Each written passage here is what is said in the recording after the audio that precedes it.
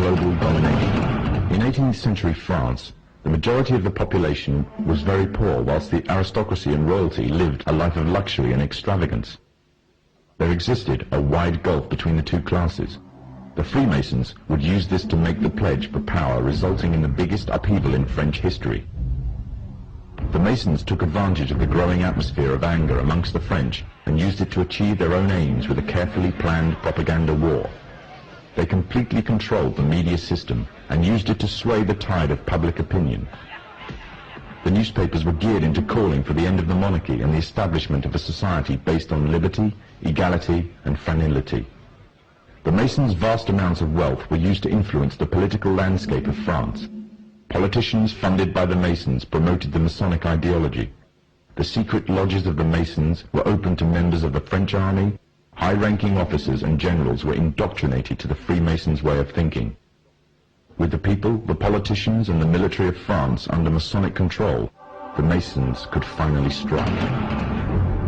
On the 14th of July, 1789, a group of people stormed the Bastille, a prison in Paris.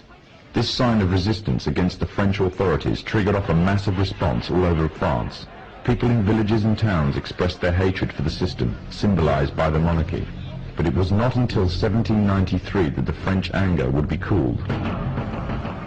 On the 21st of January of the same year, King Louis XVI was beheaded in front of a crowd, heralding an end to the French monarchy and paving the way for another Masonic-controlled state in Europe. With the monarchy gone, it seemed as if nothing stood between the Masons and complete control of France. However, what took place would leave the Freemasons in a serious dilemma, and what was to come next was not exactly in accordance with the Masonic plan. A young soldier by the name of Napoleon Bonaparte was about to lead France into a bloody war with Europe, and instead of dancing to the Masonic tune, Napoleon declared himself the Emperor of France. Napoleon was forced to abdicate from his throne in 1814 and was exiled to the island of Corsica. However, in 1815, Napoleon arrived in Paris again, raising a new army ready for a fresh war in Europe. The Masons had a big problem on their hands. Britain and her Masonic allies could not afford to maintain a long-term war against Napoleon without risking bankruptcy. Help came from an unlikely source. Nathan Rothschild was the head of a leading banking family, but because of their status as Jews, they were forced to work from the shadows of others. Rothschild seized the opportunity to liberate his people and offered a loan, demanding in return recognition of the Jews as equals to their European counterparts, and the right to openly do business. If the Masons refused, the money could always go to Napoleon. The Masons had no choice but to accept. In 1815, British, Dutch and Prussian soldiers landed in Waterloo, Belgium, where they met Napoleon's forces and defeated them. Napoleon was captured this time, never to return. France was finally under Masonic control. Although historians make little mention of the Masonic involvement in the Revolution, the Masons themselves have to reveal their shadowy movements during this important period in history. In 1904, Marquis de Rochambeau, a Freemason, said before a packed audience, "Freemasonry has worked in a hidden but constant manner to prepare the revolution. We are then in complete agreement that Freemasonry was the only author of the revolution, and the applause which I receive from the left, and to which I am little accustomed, proves, gentlemen, that you acknowledge with me that it was Masonry which made the French Revolution."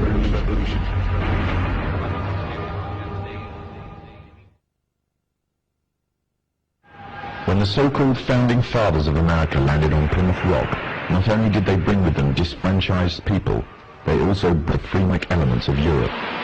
The injustices which the fathers of America were escaping from in Europe was also to be found in the new land, in the form of a tyrannical British regime.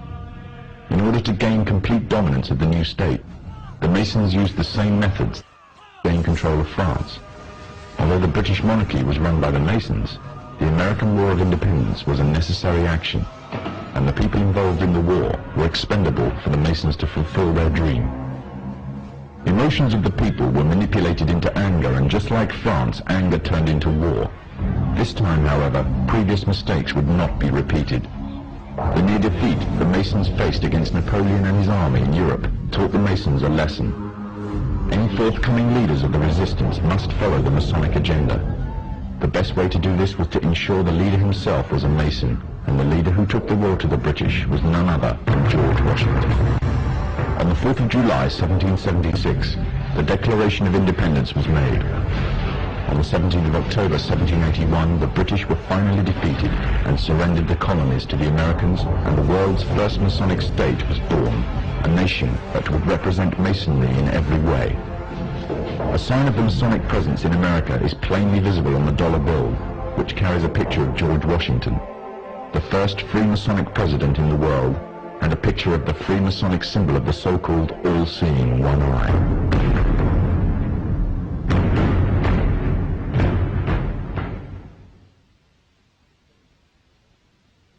Historically, the control and manipulation of political opinion has been the Freemasons' main weapon in gaining control of countries and states.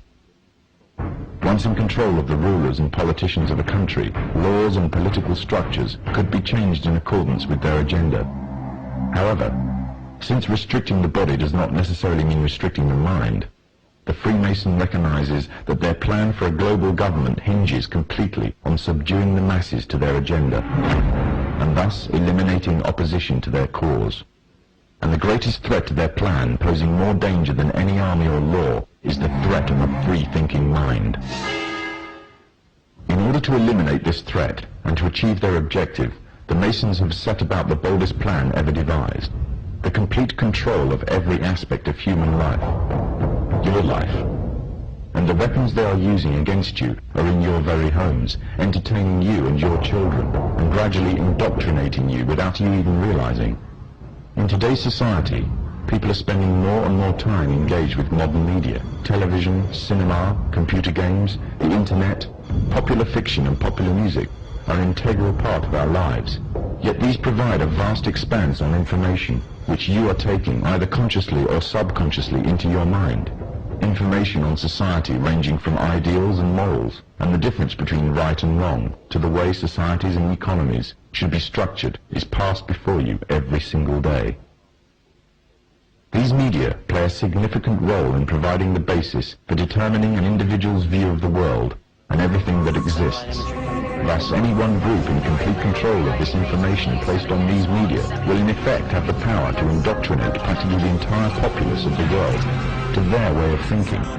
And it is this fact that the Freemasons are exploiting.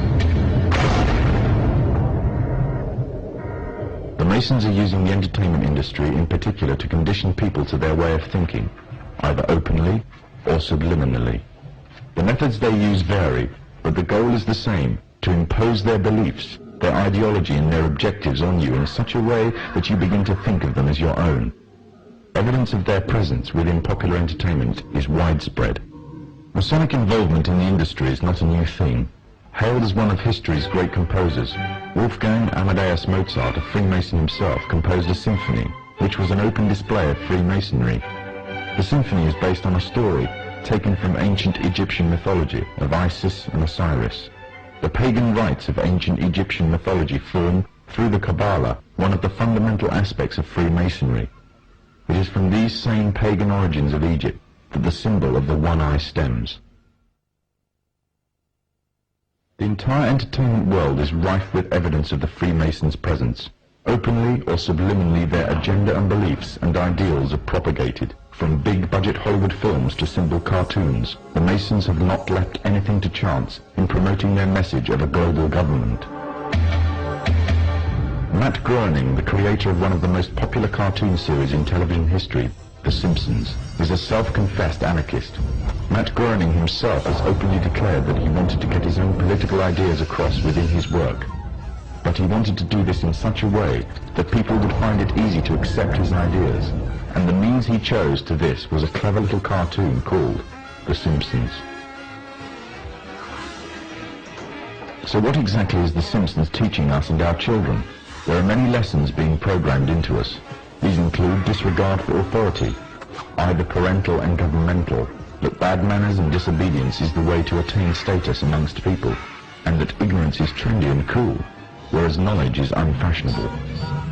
However, what is especially worrying is the Masonic undertones of one episode in particular.